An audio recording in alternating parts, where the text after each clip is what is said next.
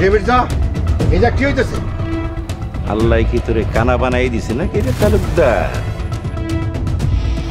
তুই দেখস না কি হইতাছে? মির্জা মুখ সামলে কথা কও, তোর জিব্বাটাই ছিঁড়ে পেলাম। আপনি কিছু করলে উনি কি চুপ করে থাকবো নাকি?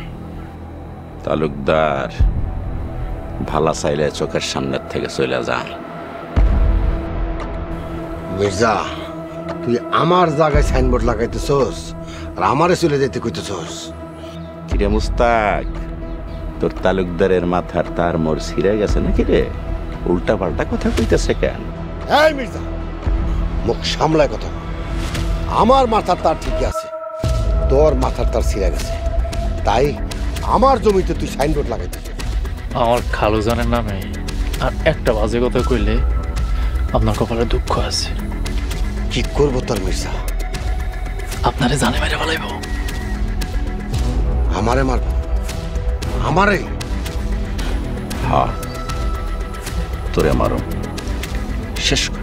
এই মির্জা মার মার।